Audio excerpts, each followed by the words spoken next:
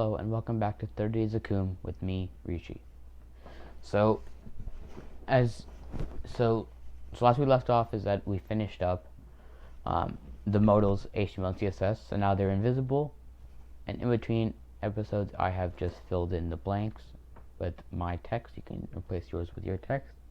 Today we're looking to the JavaScript of it, and we're going to start off by looking at this segment of code that I wrote. What this is saying is that I want to get the element with this ID, so ID, and add a function so that whenever you click on this ID, this function executes. In this function, I want to say modal ID, so I'll put modal ID, and then make this display have a display. Instead of none, put block. So let's start. I'm going to start with the musical buttons. The reason I put buttons here is because, first of all, we're going to have multiple on each modal. Second of all, these two buttons are going to go to the same place, so they're not going to be different. Let's start off with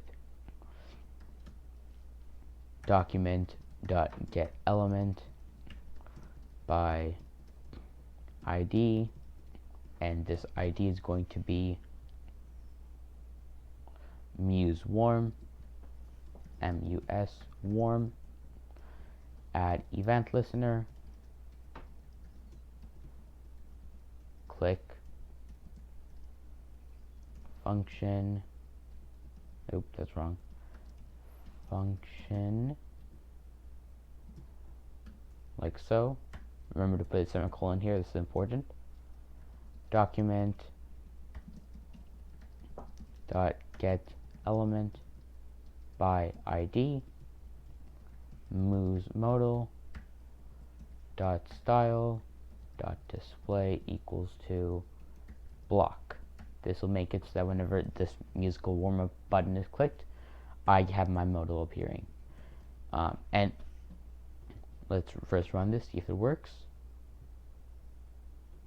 Yeah, you can see it pops up, but I cannot dismiss it in any way, even if I click the red X or outside, so that's not good.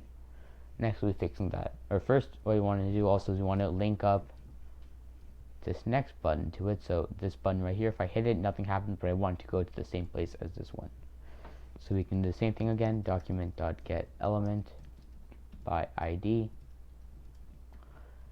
muse stick dot add event listener, click function,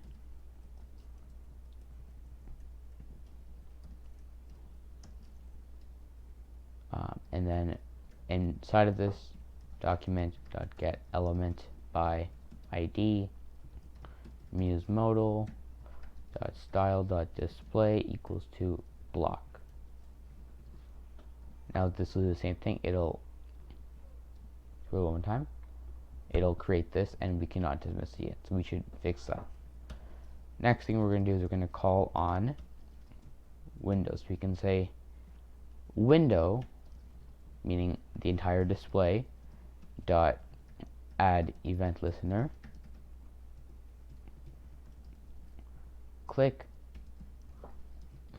function, and then do semicolon at the end here, document, and then we should do if event dot target, I'll explain what this is in a second here, equals to document dot get element by ID, museModal,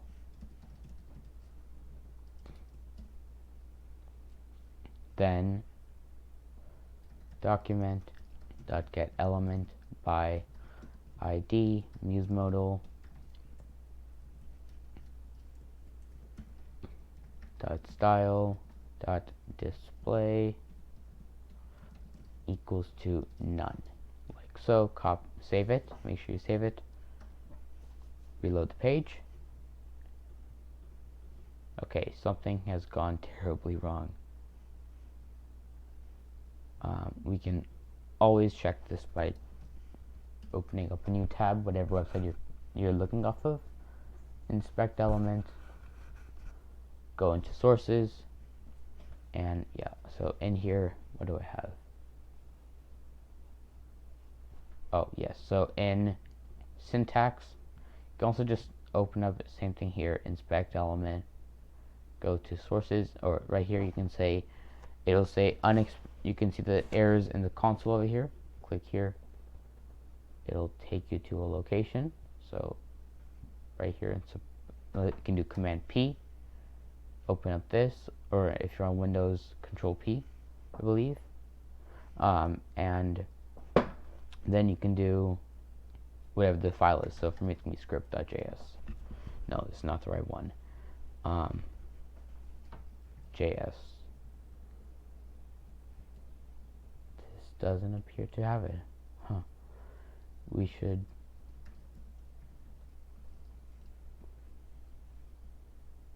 Okay, for some reason it's not appearing here, so we can also, you can look right here, it says JS13. JS13 is this line. The error is that this needs to be enclosed in brackets. Now if I reload this page, yeah, right here, unexpected identifier, nope, still, when you reload the page again, everything's gone. Hit one of these, the modal pops up, hit outside, and it closes. So this is good so far, but this still doesn't work, so we need to fix this. And that can be resolved by doing document.get element by ID muse, I think I called it muse close. Yes, I did. Muse close dot add event listener click function like so.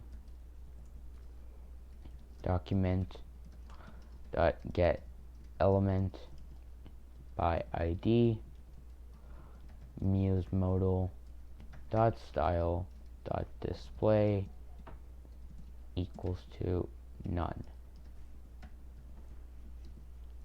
Reload the page.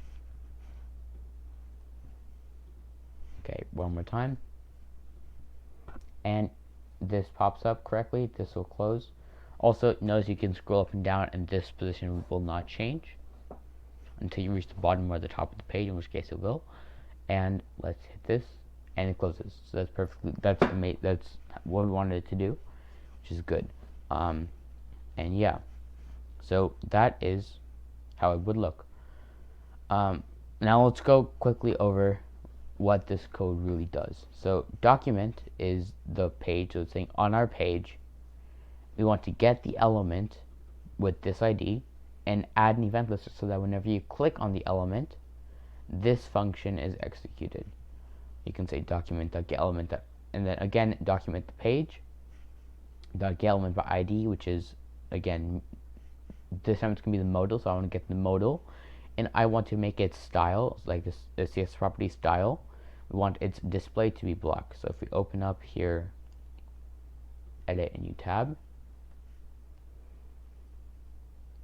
scroll on to the bottom, you can see that it says here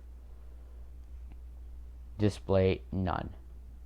Right, so what we're doing here is we're saying style, so reference our CSS file, and the display of this, we want it to become block instead. So block means show it. Yeah, the main two that we're using is block and none. And same thing here, except this time with a different element sticker.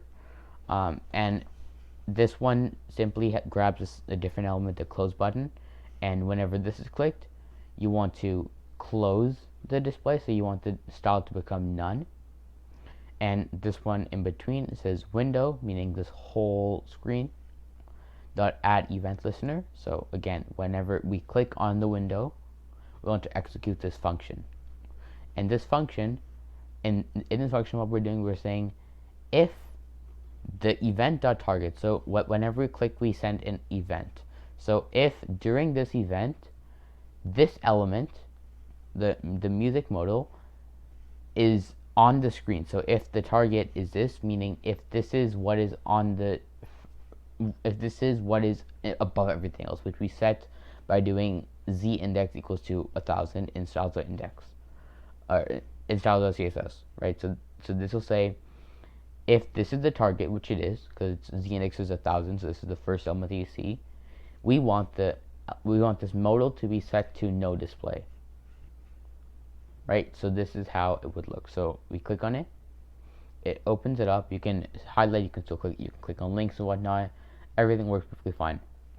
If you hover your mouse over here, or on a phone or mobile device, you focus on it somehow, with a keyboard or whatever, then what it would do is it would turn to this color, and when you click on it, it just disappears. You can add animations to this, but we will not be going over that yet.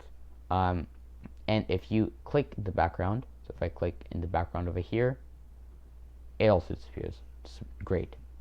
It's what we want. Yeah. So thank you for watching. Next time we'll be going over the contact us form index.html. Thank you.